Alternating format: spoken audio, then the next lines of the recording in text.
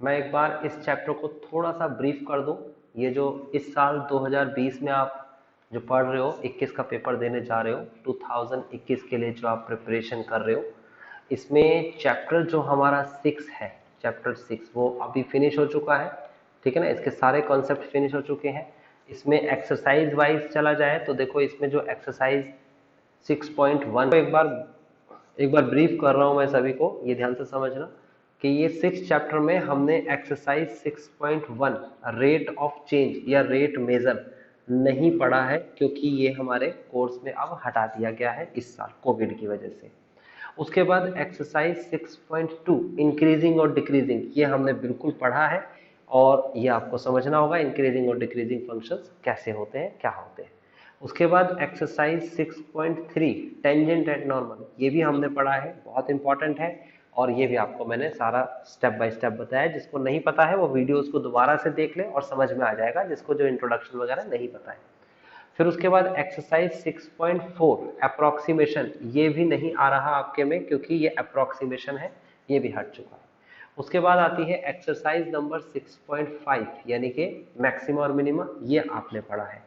अगर मैं इसको पुराने शेड्यूल के हिसाब से देखूं तो ये 10 नंबर का चैप्टर हुआ करता था, 10 मार्क्स का, और इस 10 मार्क्स के अंदर एक 6 और एक 4 नंबर का क्वेश्चन आता था।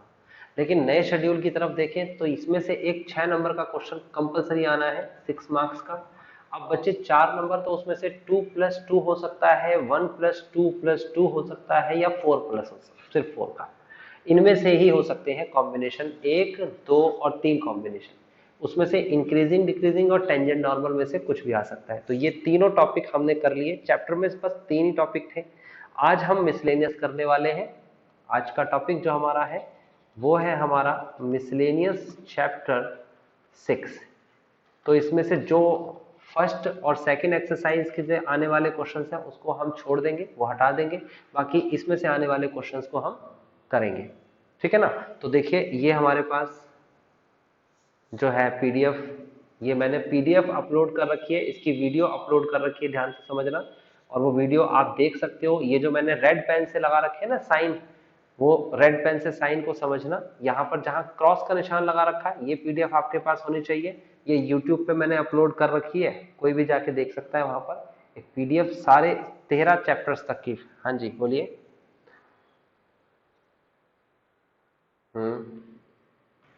देखिए, ये है हमारा मिसलेनियस। इस मिसलेनियस को समझना।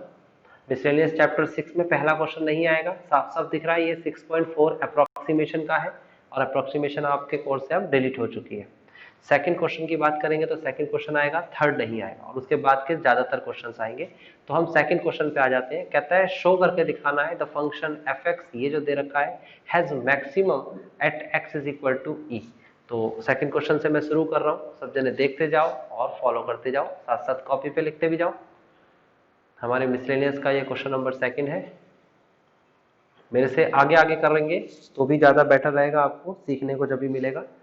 लेकिन मेरे साथ साथ तो जरूर चले, मेरे से पीछे पीछे मत चलिए। ये लिखा है, सिंपल सिंपल है क्वेश्चन। ये आपके सामने क्वेश्चन एफ एक्स दे रखा है, आपको मैक्सिमम शो करके दिखाना है, वो भी ई पर मैक्सिमम है, x is equal to e. तो यहाँ पर फिलहाल क्या करना है, आप लिखेंगे 4। तो मैक्सिमम और मिनिमम क्यों लिखेंगे, आप डिफरेंशिएशन लिखेंगे पहले। आप लिखेंगे differentiation with respect to X. तो ये हो जाएगा F dash x is equal to, ये फर्स्ट फंक्शन है, ये सेकंड फंक्शन है। फर्स्ट फंक्शन को आप क्या करेंगे, डिफरेंशिएट करेंगे, यानी कि 1/x हो जाएगा डिफरेंशिएशन।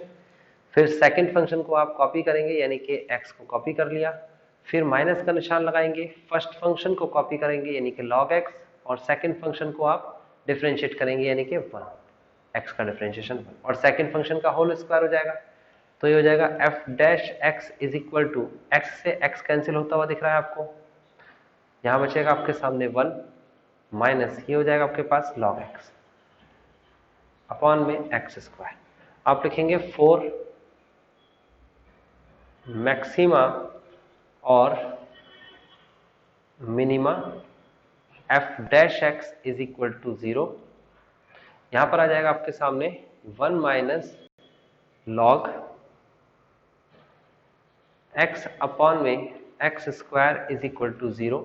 इसकी मल्टीप्लाई करा देंगे, 1 माइनस का log x is equal to 0, 1 right side में चला जाएगा, माइनस का log x is equal to minus का 1, माइनस से माइनस कैंसिल हो जाएगा तो बचेगा log x is equal to, ये 1 को लिख सकते हैं हम log e। और ये बात मैंने बताई थी आपको पहले भी कि कैलकुलस के अंदर क्या होता है, log e को, log e की वैल्यू क्या बताई थी मैंने, 1 बताई थी। तो इसी प्रोसेस के थ्रू अगर चलेंगे तो log e की वैल्यू 1 हो जाएगी, 1 की जगह log e लिख दिए। तो x की वैल्यू बेसिकली कितनी आ गई, e आ चुकी है। अब x की वैल्यू e आ चुकी है तो दोबारा डिफरेंशिएशन करेंगे, तो हम लिखेंगे अगेन डिफरेंशिएशन, यानी कि डबल डिफरेंशिएशन ऐसे करके लिखते हैं। और ये आपके पास फर्स्ट फंक्शन है, ये आपके पास सेकंड फंक्शन है। फर्स्ट फंक्शन का डिफरेंशिएशन करेंगे तो 1 का डिफरेंशिएशन 0 होता है, log x का डिफरेंशिएशन 1 अपॉन x होगा। सेकंड को कॉपी करेंगे यानी कि x स्क्वायर को कॉपी करेंगे, फिर माइनस का निशान लगेगा, फर्स्ट फंक्शन को कॉपी करेंगे, ये आपने कॉपी कर लिया, इनटू में सेकंड फंक्शन का डिफरेंशिएशन करेंगे तो 2x हो जाएगा, और डिवाइड बाय डिनोमिनेटर का होल स्क्वायर करेंगे तो x स्क्वायर का स्क्वायर हो जाएगा। नाउ ये जो संख्या आ रही है अभी आपके सामने, ये आनी चाहिए नेगेटिव। अगर ये नेगेटिव आ जाती है तो मैक्सिमम हो जाएगा। आप इसे सॉल्व करेंगे तो माइनस का 1 अपॉन एक्स आएगा, इस एक्स से एक्स स्क्वायर कैंसिल हो जाएगा तो बचेगा कितना, माइनस का एक्स माइनस का, इसकी मल्टीप्लाई अंदर करा दीजिए, इसकी भी और इसकी भी, तो कितना हो जाएगा, ये हो जाएगा ओके माइनस का 2x फिर प्लस का 2x log x। Okay now upon में x की पावर 4 है तो आप इसे सॉल्व करेंगे फाइनली तो आगे आ जाएगा माइनस का 3x प्लस का 2x log x, x की पावर 4। ये f डबल डैश x आ चुका है। अभी क्या करना है देखिए, आप पुट करिए या फिर आप x कॉमन भी ले सकते हो यहाँ से, तो माइनस का 3 प्लस का 2 log x अपॉन में x की पावर 4। ये x से x कैंसिल होता हुआ दिख रहा है आपको, नीचे बचेगी कितनी पावर, नीचे बचेगी आपके सामने 3 पावर। तो फाइनली हमारे पास f सेकेंड डेरिवेटिव आ गया माइनस का 3 प्लस का 2 log x अपॉन में x की पावर 3। आप पुट करेंगे x की जगह पर e, आप x की जगह e रखोगे और याद रखना e एक कांस्टेंट वैल्यू होती है। क्या वैल्यू होती है e की पता है, ये होती है 2.718 and so on, irrational number होता है और ये वैल्यू आपको याद रखना, ये एक संख्या है e। तो 2 log e, log e की वैल्यू 1 हो गई और e की पावर 3, तो फाइनली आ गया माइनस 3 प्लस का 2 इंटू 1 अपॉन में e की पावर 3, तो फाइनल आंसर आ गया -1 अपॉन में कितना हो जाएगा, -1 अपॉन में e की पावर 3। नेगेटिव है तो ये हो जाएगा आपके सामने क्या, मैक्सिमम है। चंद्रेश अपना माइक बंद कर दीजिए बेटा। तो बात समझ में आई होगी सभी बच्चों को कि सेकंड डेरिवेटिव किया तो नेगेटिव आया, और नेगेटिव किसने किया, x इज इक्वल टू ई ने किया। और क्वेश्चन में क्या पूछा जा रहा था, क्वेश्चन में आपसे यही पूछा जा रहा था, आप देख सकते हो ये है आपका question, question number second, first और थर्ड नहीं आएगा। सेकंड क्वेश्चन से हम स्टार्ट कर रहे हैं मिसलेनियस, और ये हमारा क्वेश्चन हो चुका है, हमने शो कर दिया है। किसी को ऑब्जेक्शन है तो मुझसे पूछ लीजिए, और अगर ऑब्जेक्शन नहीं है, देखिए ये जो क्वेश्चन नंबर थर्ड है ना, मैंने कहा है ना आपको कि मैंने इसका जो है वीडियो भी अपलोड किया है कि सिलेबस में से कौन कौन सी चीज़ रिड्यूस हुई है, और पीडीएफ भी अपलोड किया है, और पीडीएफ में मैंने बकायदा मार्क किया हुआ है, आपके सामने ये मार्क दिखेगा जरूर, ये जैसे मैं पीडीएफ से पढ़ा रहा हूँ। तो अगर किसी को प्रॉब्लम है कि वो वीडियो नहीं मिल रही है तो मुझे व्हाट्सएप कर दे, मैं लिंक शेयर कर दूंगा, अदरवाइज यूट्यूब पे देख भी सकते हैं, है ना, रिड्यूस सिलेबस के नाम से है। ये वाला क्वेश्चन जो थर्ड में, यहाँ कहीं ना कहीं स्टूडेंट्स और टीचर्स डिबेट करते हैं, टीचर्स तो नहीं करते, स्टूडेंट्स करते हैं। वो सोचते हैं सर ये वाला तो हमारे टॉपिक में आ रहा है, इंक्रीजिंग और डिक्रीजिंग तो आ रहा है ना बेटा, इंक्रीजिंग और डिक्रीजिंग तो आ रहा है। तो ये क्वेश्चन में क्या कहता है, कहता है two equal sides of isosceles triangle with fix base B are decreasing. क्या बोला है यहाँ पे, डिक्रीजिंग। कहता है how fast is the area decreasing. तो कहीं ना कहीं बच्चे इससे इन्फ्लुएंस नहीं हो जाएंगे, सर ये तो इंक्रीजिंग और डिक्रीजिंग का टॉपिक हो सकता है, यानी कि एक्सरसाइज 6.2 जो हमने करी थी उसका हो सकता है। नहीं, ये एक्सरसाइज 6.1 का टॉपिक है जो आपने पढ़ा ही नहीं है। रेट ऑफ चेंज कहते हैं उसे, क्या कहते हैं, रेट ऑफ चेंज। और रेट ऑफ चेंज का मतलब रेट जो है वो चेंज होगा, है ना। तो चेंज होगा तो बेटा वो इंक्रीज भी होगा और वो डिक्रीज भी होगा। क्योंकि ये टॉपिक आपने पढ़ा ही नहीं है तो इसलिए कहीं ना कहीं बच्चों के दिमाग में ये थोड़ा सा पड़ेगा कि भाई ये टॉपिक कहाँ से। तो हमने बता दिया आपको कि ये पेपर में नहीं आ रहा है क्योंकि आउट ऑफ सिलेबस बोल दिया। आप कोई हेल्प बुक या कोई एक्स्ट्रा बुक करोगे वहां इंक्रीजिंग डिक्रीजिंग देखने का मतलब ये नहीं है कि आपको ये 6.2 का है, ठीक है ना। अब फोर्थ क्वेश्चन पे हम डायरेक्ट शिफ्ट कर जाते हैं। Find the equation of the normal curve is this passes through the point this. तो किस तरीके से करा जाएगा फोर्थ क्वेश्चन, करते हैं स्टार्ट। ये देखिए मेरे से आगे आगे कर सकते हो क्योंकि अब प्रैक्टिस का सेक्शन चल रहा है। ये मत सोचिए कि आप कहोगे सर जी ये तो हमें आता है मतलब क्या बाद में भी तो करोगे ही ना। तो अभी करो, मेरे साथ साथ चलो, बल्कि मेरे से तेज चलो, आगे चलो, आप करो इसे पहले। Y square is equal to 4x दे रखा है, कहता है आपको एट द पॉइंट, और वो पॉइंट दे रखा है बेटा 1 and 2। इस पॉइंट पर ये पार्टिकुलर जो कर्व है क्या कहता है, इस कर्व पे इक्वेशन निकालनी है आपको, वो भी नॉर्मल की। यानी कि कर्व को अगर मैं बनाऊं तो मैं ऐसे बनाऊंगा, this is curve and this is a point 1 and 2, और यहाँ पर एक टेंजेंट भी होगी, ऑब्वियस सी बात है, पॉइंट है तो टेंजेंट भी होगा उससे, और टेंजेंट है तो नॉर्मल भी होगी। हमें फाइंड नॉर्मल करना है, ये फाइंड करना है, हमें ये फाइंड करना है, दिस इज द नॉर्मल, ठीक है ना। तो नॉर्मल कैसे फाइंड करेंगे भाई, हमें नॉर्मल के लिए पासिंग पॉइंट चाहिए। पासिंग पॉइंट तो ये रहा ना हमारे पास, ये रहा, ये पासिंग पॉइंट नॉर्मल का भी है टेंजेंट का भी है। भाई नॉर्मल बनता ही उससे जो पासिंग पॉइंट दे रखा होता है। ओके, अभी ये पासिंग पॉइंट है यहाँ पे है, या ये पासिंग पॉइंट आपका दे रखा है कर्व का, यहाँ पर पासिंग पॉइंट दे रखा है P। अब ये कैसे पता चलेगा, तो इस पॉइंट को सेटिस्फाई करना है कि ये पॉइंट अगर कर्व को सेटिस्फाई करेगा तो कर्व का पासिंग पॉइंट होगा, वरना यहाँ पर भी हो सकता है। तो कर रहा है ना, y की जगह पर 2 लिखो और x की जगह पर 1 लिखो, तो कर्व को तो सेटिस्फाई कर रहा है। यानी कि ये पासिंग पॉइंट है किसका, नॉर्मल का भी और कर्व का भी, ठीक है। फिलहाल इतनी सारी कहानी रचने की जरूरत नहीं है, डायरेक्ट आप कर दो differentiation with respect to x। ये होता है 2y into D Y over D X is equal to 4x का डिफ्रेंशिएशन 4 इंटू 1, यहाँ हो जाएगा D Y over D X is equal to 4 upon में 2y, और ये हो जाएगा आपके पास, पुट करेंगे यहाँ पर x की जगह पर 1 और y की जगह पर 2, then slope of tangent, slope of tangent जिसे m बोलते हैं, इज इक्वल टू हो जाएगा D Y over D X at the point of 1 and 2। तो 1 और 2 यहाँ पर रखेंगे तो 4 और 2 यहाँ रखेंगे तो यहाँ पर कितना हो जाएगा, y की जगह 2 रखने पे 4 अपॉन में 2 इंटू 2 एंड दैट इज 1। तो फाइनली m की वैल्यू मेरे पास 1 आ गई, पॉइंट की वैल्यू मेरे पास 1 and 2 दे रखी है, ये x1 y1 कंसीडर किया जाएगा। और इक्वेशन ऑफ नॉर्मल पूछ रहा है, तो इक्वेशन ऑफ नॉर्मल होता है y minus y1 is equal to m bracket of x minus x1। ये इक्वेशन ऑफ नॉर्मल का फॉर्मूला है, और इस फॉर्मूले का इस्तेमाल करते हुए, सॉरी टेंजेंट था ये, माइनस का 1 अपॉन m होगा, याद नहीं दिला रहे आप मुझे। हाँ, y1 की वैल्यू कितनी है 2 is equal to minus 1 upon m की वैल्यू कितनी है 1, x माइनस का 1। तो आगे सॉल्व करेंगे तो कितना हो जाएगा, इसकी मल्टीप्लाई कराएंगे यहाँ पर, तो y minus 2 is equal to minus X plus का 1, लेफ्ट में लेके आएंगे तो कितना हो जाएगा x प्लस वाई माइनस का 2 और माइनस का 1 माइनस का 3 is equal to 0, and this is the final answer. आप पीछे इसे मैच कर सकते हैं। कोई ऑब्जेक्शन है तो मुझे अभी पूछ लीजिए, अगर ऑब्जेक्शन नहीं है तो जल्दी से मूव कर जाइए अगले क्वेश्चन की तरफ, ठीक है। तो अगले क्वेश्चन की तरफ चलते हैं। क्वेश्चन नंबर हमारे पास आएगा आपकी बार 5th। अच्छा क्वेश्चन है, देखिए ये है आपके सामने 5th क्वेश्चन।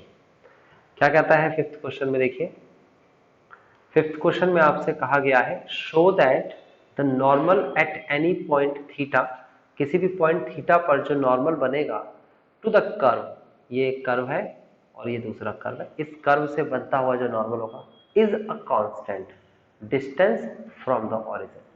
तो बेटा यहाँ पर डिस्टेंस फॉर्मूला लग गया। देखो वैसे तो मिसलेनियस का मतलब ये होना चाहिए था कि जो हमने एक्सरसाइज में पढ़ा है वही इसमें क्वेश्चंस आएंगे, थोड़े से हार्ड हो जाएंगे या मिसलेनियस हो जाएगा, लेकिन यहाँ पर ऐसा नहीं है, 12th क्लास में ऐसा नहीं है। अगर ऐसा सोचोगे तो आपको थोड़ा निराशा का सामना करना पड़ेगा। यहाँ पर देखो डिस्टेंस निकालने का जो तरीका है ये आपको 11th में सिखाया गया है। अब आपको 11th का वो डिस्टेंस निकालने का फॉर्मूला नहीं पता होगा तो यहाँ पर कंफ्यूजन होगी। मैं पहले डिस्टेंस का फॉर्मूला बताया था, फिर इस क्वेश्चन को सॉल्व करते कि क्या कहता है। ठीक है ना, क्वेश्चन क्या कह रहा है पहले वो समझना जरूरी है, क्योंकि इंपॉर्टेंट थिंग कि अगर क्वेश्चन कभी पेपर में घुमा के भी आ जाए तो आपको आइडिया होना चाहिए कि पूछ क्या रहा है। देखो आपको क्या रखा है कि एक कर्व है, ये है कर्व, और एक पॉइंट पर नॉर्मल खींचा गया है। ऑब्वियस सी बात है, ये सिचुएशन तो आप जानते हो, एक कर्व है जिसकी इक्वेशंस दे रखी है क्वेश्चन में, और कहता है एक नॉर्मल से क्या खींचा गया है, ओरिजिन, कहता है at any point of theta.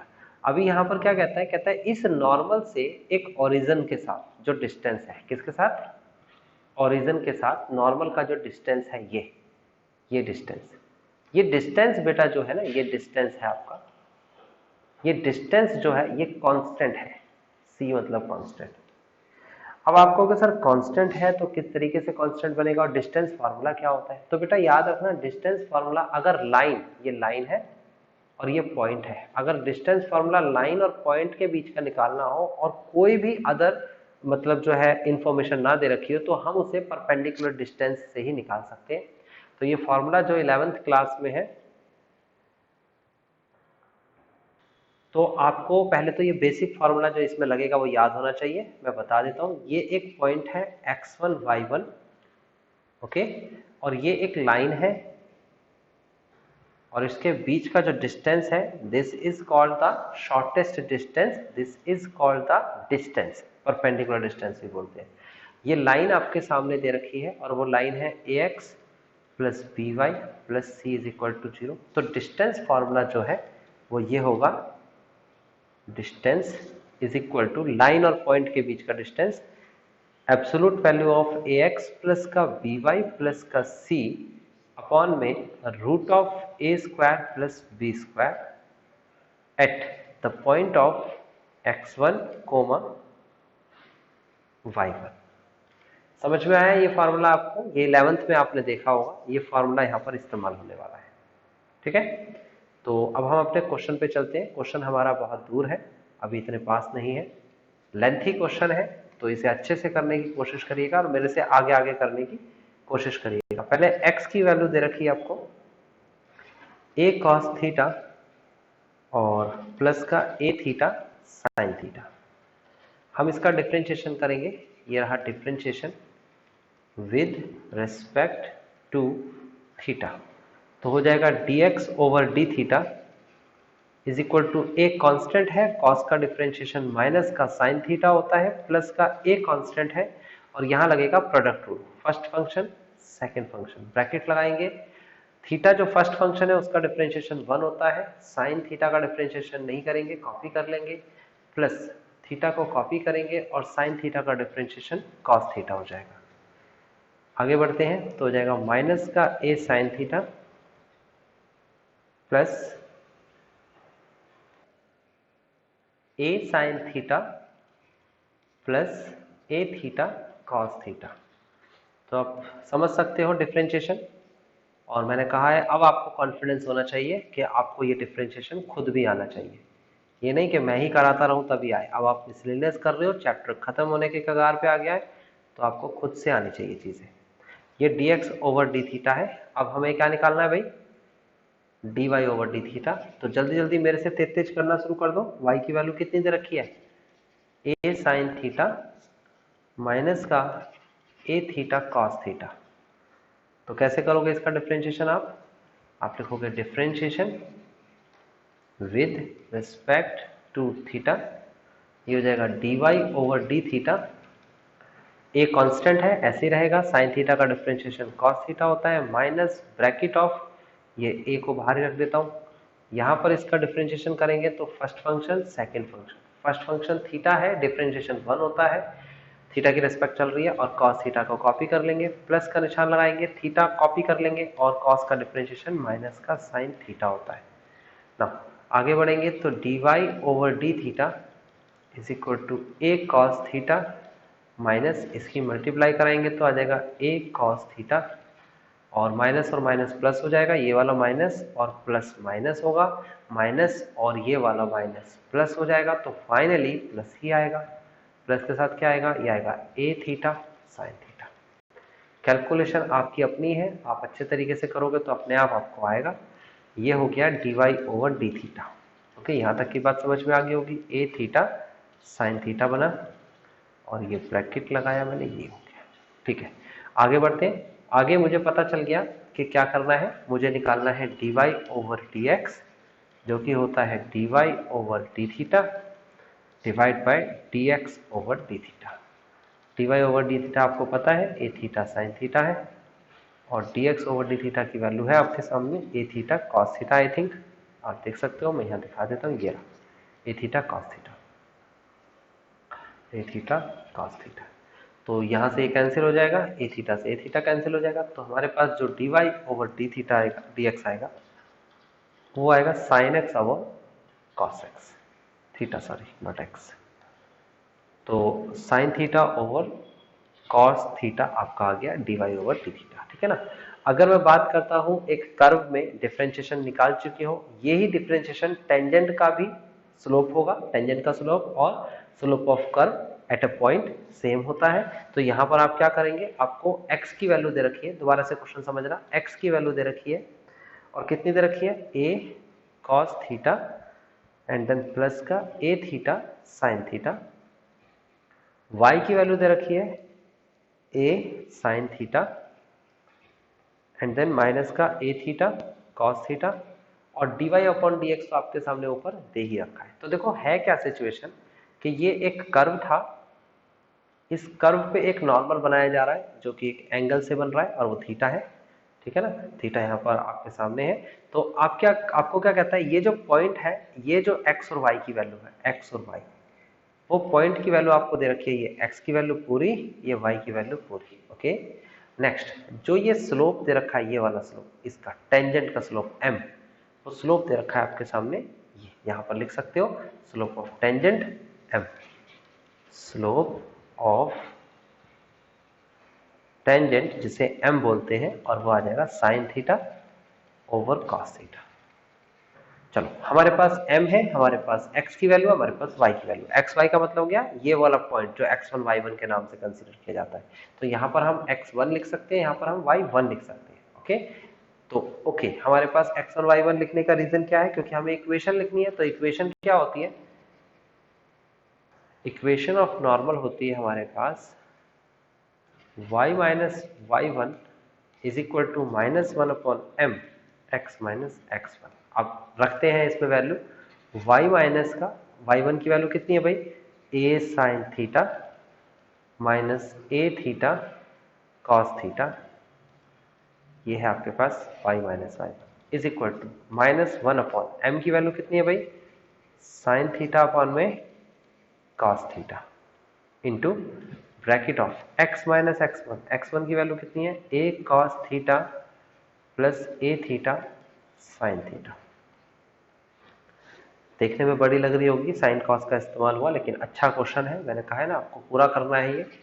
y minus का आप माइनस ब्रैकेट खोल दोगे, a sine theta then minus minus plus a theta cos theta bracket close is equal to, इसको रेसिप्रोकल कर देंगे, नीचे वाली संख्या ऊपर चली जाएगी, तो क्या हो जाएगा यहाँ पर, ये माइनस का कॉस थीटा अपॉन में sine theta bracket of x minus का a कॉस थीटा प्लस का a थीटा साइन थीटा।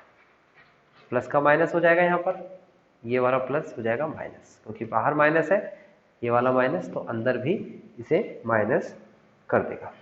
ठीक है, अब आप क्या करोगे, इस साइन की मल्टीप्लाई करोगे लेफ्ट में, पूरे में लेफ्ट में मल्टीप्लाई, तो ये हो जाएगा आपके पास y साइन थीटा माइनस का a sine square theta plus का a theta cos theta sine theta बराबर कॉस थीटा की, वो भी माइनस कॉस थीटा की मल्टीप्लाई अंदर, माइनस का x कॉस थीटा प्लस का a cos square theta and plus का a theta sine theta cos theta.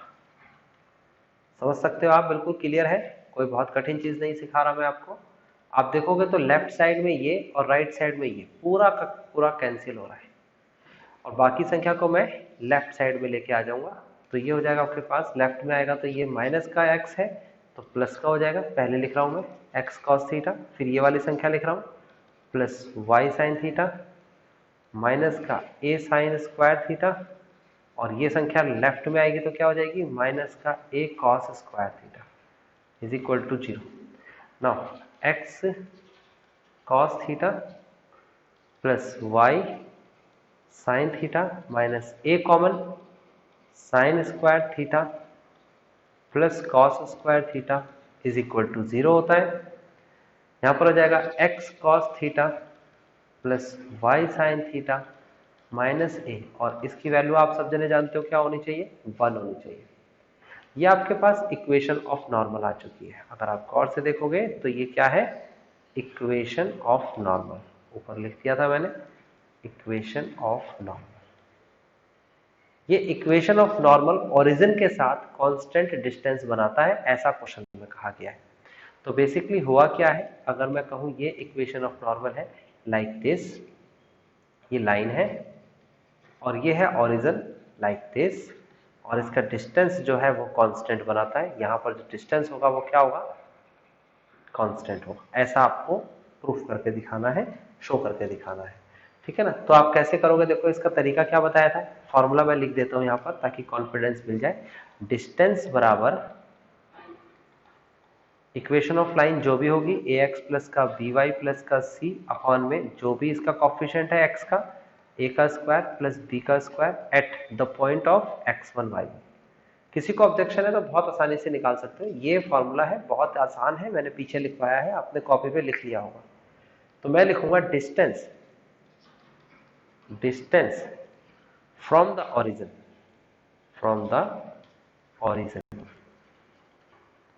है ना।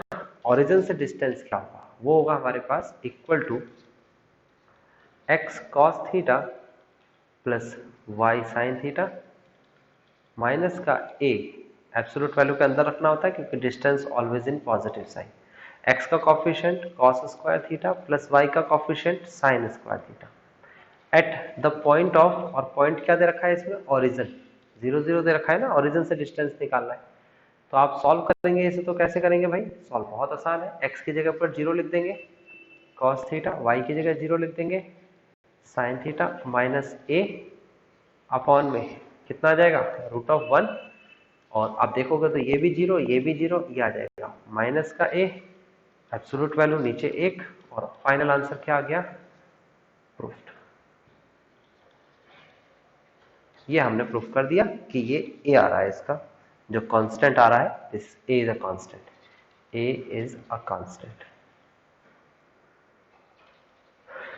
a क्या है, एक कांस्टेंट है। तो किसी को ऑब्जेक्शन है मुझसे पूछ सकते हैं, ये क्वेश्चन में गिवन था कि a एक कांस्टेंट है और हमने वो निकाल लिया है। किसी एक स्टूडेंट को प्रॉब्लम है तो मुझसे पूछिए, लेंथी क्वेश्चन जरूर था ये लेकिन कठिन नहीं था। नेक्स्ट है आपके सामने, 2 सेकेंड, नेक्स्ट क्वेश्चन क्या है देखते हैं। ये नेक्स्ट क्वेश्चन है आपके पास क्वेश्चन नंबर 6, और क्वेश्चन नंबर 6 आपसे क्या कहता है, पढ़ते हैं। ये कहता है आपसे find the intervals in which the function f given by this. ये आपको फंक्शन दे रखा है इंक्रीजिंग और सेकंड में डिक्रीजिंग। तो ऑब्वियस सी बात है इंक्रीजिंग डिक्रीजिंग का टॉपिक हमारे में है। 7 भी किस में है, इंक्रीजिंग डिक्रीजिंग, और 8 किस में है, मैक्सिमा मिनिमा लिखा है ना। तो फिलहाल 6 और 7 की बात करेंगे। तो दोनों में ही फंक्शन दे रखा है ये, और इंक्रीजिंग के लिए आपको इंटरवल पूछ रहा है और डिक्रीजिंग के लिए पूछ रहा है। अगले में भी ऐसे ही है, आपको फंक्शन दे रखा है, इंक्रीजिंग के लिए इंटरवल पूछ रहा है और डिक्रीजिंग। एक ही तरीके के क्वेश्चन है, जो इंक्रीजिंग डिक्रीजिंग भूल गए हैं उनके लिए 2 क्वेश्चंस अभी करा देता हूं मैं, तो इंक्रीजिंग डिक्रीजिंग दोबारा से याद आ जाएगा। ये है आपका क्वेश्चन नंबर 6। आपको फंक्शन दे रखा है f(x) is equal to 4 sin x minus का 2x माइनस का x cos x अपॉन में 2 plus cos x। Okay, first में आपसे इंक्रीजिंग इंटरवल पूछ रहा है और सेकंड में आपसे डिक्रीजिंग के लिए इंटरवल पूछ रहा है। ये दोनों चीज आपसे पूछी जा रही है ना। इंटरवल्स पूछ रहा है इंक्रीजिंग के लिए और डिक्रीजिंग के लिए कि कौन से पॉइंट पे होगा। तरीका बिल्कुल सिंपल है। आप सबसे पहले लिखेंगे differentiation with respect to X, और डिफरेंशिएशन का ही खेल है सारा इसमें। आप डिफरेंशिएशन को ऐसे लिखेंगे F dash x is equal to, ऊपर वाले को हम फर्स्ट फंक्शन और नीचे वाले पार्ट को हम सेकंड फंक्शन का नाम देंगे। तो फर्स्ट फंक्शन का डिफरेंशिएशन करते हैं।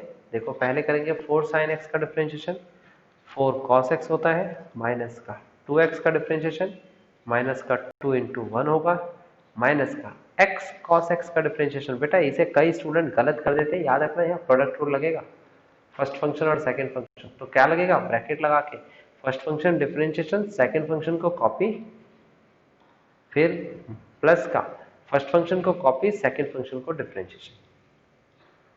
जब तक आप इसे तरीके से नहीं करोगे काम नहीं होगा। फर्स्ट फंक्शन यहाँ तक था और उसको मैंने कर दिया, ये मैंने ब्रैकेट के अंदर लिख दिया, फर्स्ट फंक्शन को पूरे को डिफरेंशिएशन कर दिया।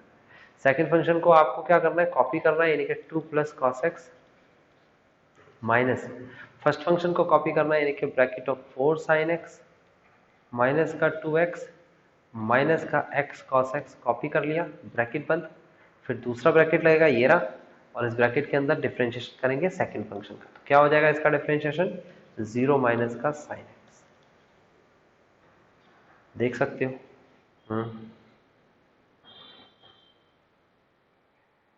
हम्म 2 प्लस कॉस एक्स का होल स्क्वायर। इसको उठा के थोड़ा सा मैं नीचे ले आता हूँ ना, थोड़ा आपको भी अच्छा लगेगा, वरना तो अच्छा नहीं लगेगा। बराबर भी कहाँ रह गया भाई, बराबर तो रह गया।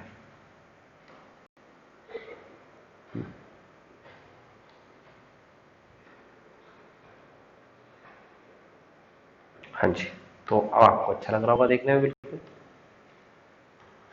आगे बढ़ते हैं, तो इसे सॉल्व करते हैं। देखो आपके सामने स्क्रीन पे है, मैंने कहा है आपको कॉपी पे मेरे से आगे आगे सॉल्व करना है, जो प्रैक्टिस करेगा उसे आएगा। ये लिखा है 4 cos x माइनस का 2, माइनस का मल्टीप्लाई हो जाएगी, माइनस का cos x और माइनस देखो प्लस हो जाएगा, प्लस माइनस सॉरी माइनस हो जाएगा, और माइनस माइनस प्लस हो जाएगा। फाइनली आंसर प्लस का लिख रहा हूँ मैं, x sin x, bracket close, then next bracket 2 plus cos X minus का ब्रैकेट 4 साइन एक्स माइनस का 2x माइनस का x cos X, bracket close, next bracket, ये हो जाएगा माइनस का साइन एक्स अपॉन में 2 प्लस कॉस एक्स का whole square. Next step पे चलते हैं, तो हो जाएगा F dash X sorry is equal to, यहाँ 4x cos x में से एक cos x घटाएंगे तो बचेगा 3 cos x माइनस 2 और प्लस का x sin x, देन माइनस, ये वाला माइनस और ये वाला माइनस दिख रहा है, तो दोनों को प्लस कर देंगे, यहाँ पर प्लस हो जाएगा। तो ब्रैकेट के अंदर क्या बचेगा, ब्रैकेट के अंदर बचेगा 4 sin x माइनस का 2x माइनस का x cos x, ब्रैकेट बंद, यहाँ पर sin x अपॉन में 2 प्लस कॉस एक्स का होल स्क्वायर। मल्टीप्लाई कराने की कोशिश करते हैं, इन सब की मल्टीप्लाई। एक चीज़ रह गई भाई, ये 2 प्लस कॉस एक्स रह गया, अभी यहाँ लिख देता हूँ मैं थोड़ा सा एडजस्ट करके, 2 प्लस कॉस एक्स। मल्टीप्लाई कराते हैं और देखते हैं हमें क्या मिलेगा। इस 2 की मल्टीप्लाई सब में करेंगे तो कितना आएगा हमारे पास,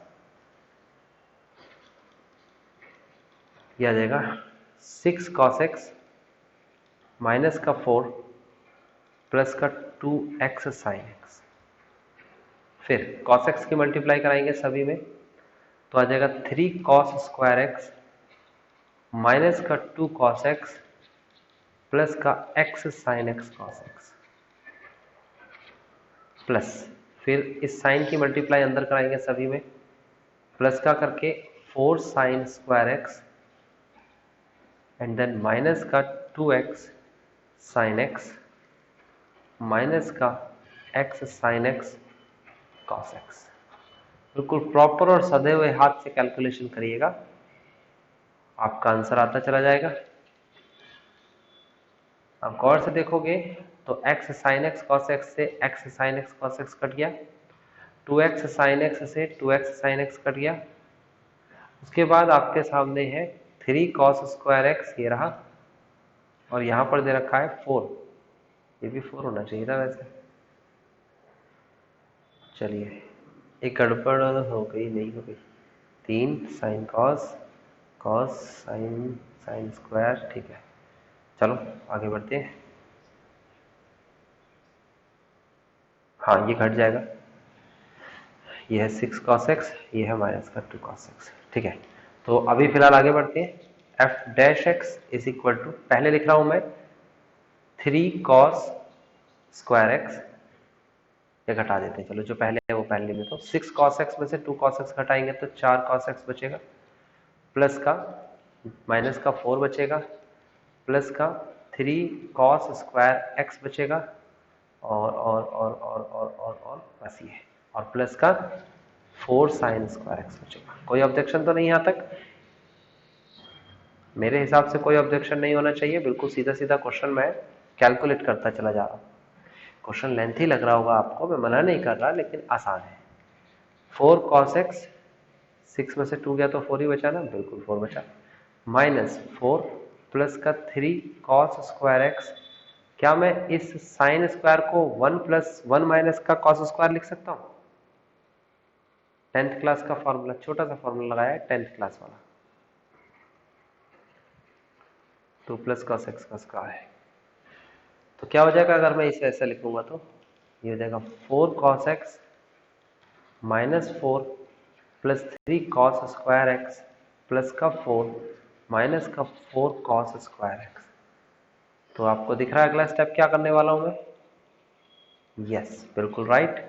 आप यहाँ पर 4 से 4 कैंसिल कर दोगे और इसमें से इसे घटा दोगे, तो हमारा क्या बचेगा?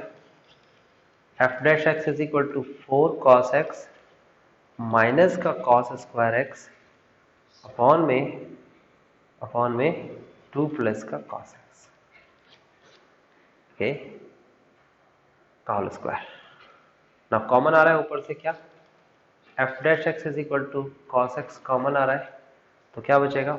4 माइनस का cos x अपॉन में 2 प्लस cos x का होल स्क्वायर। और इससे आगे मैं नहीं कर सकता, यहां तक तो हो गया। तो फिर उसके बाद क्या लिखते हैं भाई? फॉर इंक्रीजिंग और डिक्रीजिंग, बताया था इंक्रीजिंग डिक्रीजिंग वाले केस में F dash X equal to 0 रखते हैं, तो हो जाएगा cos x bracket of 4 minus cos x upon में 2 प्लस cos x का whole square is equal to 0। Multiply कराएंगे तो 0 दिख रहा है मेरे को, ये बचेगा हमारे पास cos x bracket of 4 minus cos x equal to 0। एक बार cos x की वैल्यू 0 हो गई और एक बार 4 माइनस का cos x की वैल्यू 0 के बराबर आ गई। तो इधर इधर ले जाएंगे तो 4 इज इक्वल टू क्या हो जाएगा? 4 इज इक्वल टू हो जाएगा cos x, और यहां पर सॉल्व करेंगे तो x की वैल्यू, देखो ये तो नॉट पॉसिबल होगी। और पॉसिबल क्यों नहीं होगी भाई? ये पॉसिबल इसलिए नहीं होगी, cos की मैक्सिमम वैल्यू क्या होती है? +1। मिनिमम वैल्यू -1 होती है और मैक्सिमम वैल्यू +1 होती है। ये cos की मैक्सिमम वैल्यू है, और यहाँ तो cos की मैक्सिमम वैल्यू आपको 4 दे रखी है, तो ये वाली कंडीशन पॉसिबल नहीं है। और cos 0 कितना डिग्री पर होता है? π/2 पर, x की वैल्यू π/2। अगर π/2 पर है तो एक वैल्यू मिल गई, और उसके बाद हम क्या करने वाले हैं? हम निकालेंगे इस टाइप का इंटरवल -∞ टू π/2 और π/2 से इन्फिनिटी। तो आपका इंटरवल्स लिखेंगे आप, इंटरवल्स, तो इंटरवल्स में क्या लिखेंगे? ए इंटरवल लिखेंगे -∞ टू π/2। नो, हम इंटरवल पे पहुंच चुके हैं। इंटरवल्स के अंदर मैंने यहाँ पर अंडरलाइन किया, एंड देन अंडरलाइन के बाद क्या करना है आपको? यहाँ पर यहाँ लिखना है डिफरेंशिएशन एफ डैश एक्स जो था, है ना। तो एफ डैश एक्स तो नहीं था ये रहा। यहाँ पर एफ डैश एक्स की वैल्यू देखो आपके सामने क्या है? cos x 4 minus cos X upon में 2 plus cos X is equal to cos X 4 minus cos X upon में 2 प्लस कॉस एक्स। ध्यान से समझना, देखो नीचे वाली जो संख्या है बिल्कुल ध्यान से समझना, ये जो नीचे वाली संख्या है, नीचे वाली संख्या तो हमेशा पॉजिटिव ही रहती है, हमेशा। देखो ना, कॉस की कोई भी वैल्यू रखोगे स्क्वायर तो इसे पॉजिटिव ही कर देगा, तो नीचे तो देखो ही मत, इग्नोर मारो। ऊपर वाली संख्या में ये संख्या की बात करते हैं और इस संख्या की बात करते हैं। पहले वाले हम लेते हैं ये संख्या cos x, तो बेटा π/2 से छोटी संख्या, π/2 से छोटी संख्या क्या हो सकती है, π/2 से बड़ी संख्या क्या हो सकती है, एक वैल्यू लेके चेक कर लो, 90 डिग्री से छोटा और 90 डिग्री से बड़ा। तो हम 90 डिग्री की बात करते हैं तो ये होता है आपका 90 π/2। π/2 से छोटा पीछे की तरफ जाता है फर्स्ट क्वाड्रेंट, और बेटा फर्स्ट क्वाड्रेंट पर कॉस पॉजिटिव ही होता है, और अगर फर्स्ट क्वाड्रेंट पर कॉस पॉजिटिव होता है तो बेटा ये वाला कॉस भी पॉजिटिव होगा। अगर ये पॉजिटिव होगा, और पॉजिटिव में भी क्या होगा ध्यान रखना, -1 से 1 के बीच में ही होती है वैल्यू, याद रखना। सबसे छोटी वैल्यू कॉस की -1 होती है, सबसे बड़ी वैल्यू होती है 1। तो अगर मैं इसमें से पॉजिटिव 1 रखता हूँ, सबसे बड़ी वैल्यू भी रखता हूँ, तो आंसर तो पॉजिटिव ही आएगा ना। ओवरऑल इसका आंसर क्या आएगा, पॉजिटिव। अगर आपको समझ नहीं आ रहा तो बता दो, थोड़ा जल्दी हो रहा होगा, लेकिन अगर समझ नहीं आ रहा तो बता दो। ये कॉस फर्स्ट क्वाड्रेंट पे, ये रहा फर्स्ट क्वाड्रेंट, यहाँ पर पॉजिटिव होता है, और पॉजिटिव में भी सबसे बड़ी वैल्यू क्या होगी, 1 होगी। तो मैंने यहाँ 1 रख के चेक करना है, तो 4 में से 1 गया तो 3 आएगा, पॉजिटिव ही आएगा। ये पॉजिटिव, फाइनल आंसर पॉजिटिव। इस तरीके से लिखा है, नीचे तो पॉजिटिव ही है, नीचे को तो चेक करने की जरूरत नहीं है। तो नेचर क्या होगा, नेचर बताया था ना मैंने आपको, नेचर क्या हुआ इसका, इंक्रीजिंग, यानी कि ऊपर की तरफ, है ना। इस इंटरवल पर नेचर इंक्रीज है। और दूसरे वाले नेचर की बात करें तो बेटा दूसरे वाले में क्या कहता है, वो कहता है कि सेकंड क्वाड्रेंट, देख रहे हो ना भाई, 90 से बड़ा तो सेकंड क्वाड्रेंट पे आ जाएगा, और सेकंड क्वाड्रेंट पे जब ये आएगा तो बेटा सेकंड क्वाड्रेंट पर कॉस की वैल्यू तो नेगेटिव होती है ना, और यहाँ पर वैल्यू अगर देखेंगे तो कुछ भी रखोगे आप, आंसर तो पॉजिटिव ही आएगा। चेक करके देख लो, 1 रख के देख लो, चाहे -1 रख के देख लो, सबसे छोटी और सबसे बड़ी, आंसर तो पॉजिटिव ही आ रहा है। मैं यहाँ लिख के दिखाता हूँ, 4 माइनस का 1 रख के देख लो, 4 माइनस का -1, सबसे छोटी वैल्यू रख के देखी तो भी आंसर पॉजिटिव आ रहा है, सबसे बड़ी वैल्यू रख के देखी तो भी आंसर पॉजिटिव आ रहा है। तो इसके बीच की सारी वैल्यूज पॉजिटिव ही होंगी। नेगेटिव पॉजिटिव क्या होता है, नेगेटिव और पॉजिटिव तो नेगेटिव होता है। तो इसका मतलब ये हुआ कि यहाँ पर आ गया आपके सामने ये नेगेटिव, और नेगेटिव आया तो ये क्या हो गया, डिक्रीजिंग। डिक्रीजिंग मीन्स नीचे की तरफ। तो आप लिखोगे फर्स्ट का जो इन्हें पूछा था, इंटरवल बताना है, सो increasing fx is increasing at, कहां पर इंक्रीज कर रहा है, the interval of, at the interval of, और वो क्या है, -∞ टू π/2, ठीक है, यहां पर कर रहा है। और वी कैन से कि x लेस देन π/2, ये भी लिख सकते हो आप कि x लेस देन π/2 पर क्या कर रहा है, ये इंक्रीज कर रहा है। अब लेस देन π/2 के लिए इसने ये तो बताया नहीं है कि कहां से लेनी है हमें वैल्यू, तो हम बता देते हैं आपको कि ये वैल्यू जो है वो -∞ तक तो जाएगी नहीं, क्योंकि हमें एक सर्कल देखना है, एक सर्कल के अंदर हमें इसको देखना है कि कहां पर जाएगी। देखिए ये वैल्यू है पूरी, ये वैल्यू है, और सर्कल ऐसे बनता है, देखो इसे कहते हैं प्रिंसिपल एक्सिस। 0 डिग्री से लेकर कहां तक जाएंगे हम, 360 डिग्री तक, और अगर रेडियन में देखें तो 0 से 2π तक। तो 0 से 2π तक जाएंगे तो मिनिमम वैल्यू क्या होगी इसकी, 0, और मैक्सिमम वैल्यू क्या होगी इसकी, 2π, यानी कि 0 से 2π के बीच में ही आएगी। तो यहाँ पर इन्फिनेटिव ना लिख के आप क्या लिखोगे, 0, और यहाँ पर इन्फिनेटिव ना लिख के मैक्सिमम वैल्यू क्या लिखोगे आप, 2π। तो समझ में आया, एक प्रिंसिपल एक्सिस में आप ढूंढ रहे हैं कि कहां पर वैल्यू होगी, तो ये इन्फिनेटिव तक तो जाएगा नहीं, तो हम क्या लिखेंगे यहाँ पर, यहाँ लिखेंगे 0 से 2π, और यहाँ पर इस तरीके से लिख सकते हैं कि 0 से लेकर 2π के बीच। सेकंड की बात करेंगे तो लिखेंगे fx is decreasing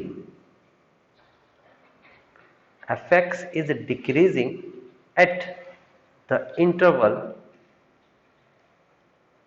interval of pi by 2 to 2 pi, और वी कैन से हम लिख सकते हैं माइनस ये आ जाएगा pi by 2 to 2 pi, and that's it answer. कोई ऑब्जेक्शन है तो बता सकते हो, समझ नहीं आया तो बता सकते हो।